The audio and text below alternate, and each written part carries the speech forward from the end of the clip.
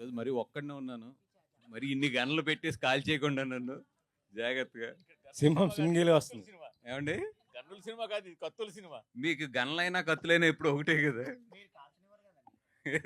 అలా ఏం లేదండి. ఈ మధ్య నేను కూడా దొరుకుతున్నా అక్కడక్కడ. అని మన చావా సినిమా 7th మార్చిని రిలీజ్ చేస్తున్నామండి. ఇది అందరికీ తెలుసు హిందీలో ఎలాంటి ప్రభంజనం సృష్టించిందో ఈ సినిమా. అట్లాంటి ఇంత మంచి సినిమాని తెలుగులో తీసుకొచ్చి రిలీజ్ చేసినందుకు నిజంగా నేను చాలా గర్వంగా ఫీల్ అవుతున్నాను. మీకు అందరికీ కూడా తెలుసు గీతా ఆర్ట్స్ అనేది ఏ లాంగ్వేజ్లో ఎటువంటి ఏ లాంగ్వేజ్ అయినా సరే ఒక మంచి సినిమా వస్తున్నప్పుడు దాన్ని తెలుగులోకి తీసుకురావడానికి ఎప్పుడు కూడా ముందుంటాం. ఒకప్పుడు గజనీ కావచ్చు, దాని తర్వాత మొన్న 2018 కావచ్చు, అంతకుముందు కాంతారా కావచ్చు. అలాగే ఎనీ సినిమా బాగుంది అంటే కనుక మేము ఎప్పుడు కూడా ఆ సినిమాని తెలుగులోకి తీసుకొస్తానికి చాలా ఉత్సాహంగా ముందుగా ఉంటాము. అదేవిధంగా చావా చూసినప్పుడు కూడా అంటే యాక్చువల్లీ నేను ఒక 1 వీక్ లేట్గా చూడడం జరిగింది ఈ సినిమాని. ఇమీడియట్లీ అక్కడ ప్రొడ్యూసర్స్ని అప్రోచ్ అయ్యి, లేదంటే ఇట్లాంటి మంచి సినిమా తెలుగులో డెఫినెట్గా ఆడుతుంది. ఎందుకంటే ఒక మంచి సినిమాని తెలుగు ప్రేక్షకులు ఎప్పుడూ కూడా చాలా బాగా తీసుకెళ్తారు. దానికి చాలా నిదర్శనాలు ఉన్నాయి.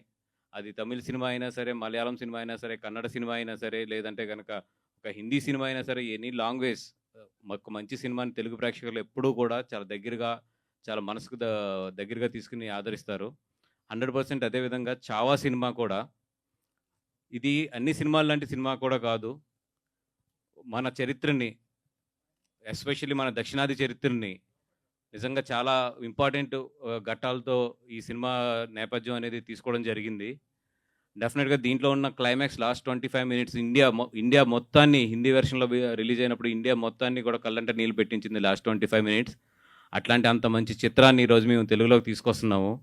డెఫినెట్గా ఈ సినిమా చూడని వాళ్ళు ఎవరైతే ఉన్నారో, అదేవిధంగా తెలుగులో రావాలని చెప్పి కోరుకున్న వాళ్ళు కూడా చాలామంది ఉన్నారు. అందరూ కూడా ఈ సినిమాకి వచ్చి ఈ సినిమాని మంచి విజయం సాధించాలని కోరుకుంటున్నాం.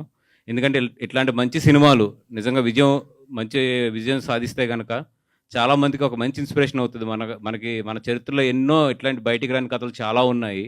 అట్లాంటి కథలను బయటకు తీసుకొస్తానికి చాలామంది కూడా ప్రొడ్యూసర్స్ కానీ, డైరెక్టర్స్ కానీ ఒక ధైర్యం వస్తుంది ఇట్లాంటి సినిమాలు బాగా ఆడినప్పుడు. అపార్ట్ ఫ్రమ్ అన్నిటికన్నా కూడా ఈ సినిమా ఒక టెక్నికల్గా కానీ, ఒక కథాంశంగా కానీ, ఒక స్క్రీన్ ప్లేలో కానీ, ఒక క్వాలిటీ ఆఫ్ ద ఫిలిం నిజంగా మెస్మరైజ్ చేసిన మమ్మల్ని అందరినీ కూడా. ఇంత మంచి సినిమాని ఎట్టి పరిస్థితుల్లో కూడా తెలుగు ప్రేక్షకులు మిస్ అవ్వకూడదని చెప్పి ఒక 2 weeks లేట్ అయినా కూడా అరవింద్ గారు నేను ఎట్టి పరిస్థితుల్లో దీన్ని ఎదురు తీసుకురావాలని చెప్పి, అపార్ట్ ఫ్రమ్ ద మనీ, అంటే ఇప్పుడు ఈ సినిమాని ఇక్కడ రిలీజ్ చేయాలంటే మాకు చాలా ఖర్చు అవుతుంది. ఇది రేపొద్దున వస్తుందా రాదా ఈ అన్నిటికన్నా కూడా ఒక మంచి సినిమాని తెలుగు ప్రేక్షకుల ముందుకు తీసుకురావాలని చెప్పి మాత్రం ముందు తీసుకొస్తున్నాం మేము. థ్యాంక్ యూ అండి. Thank you so much.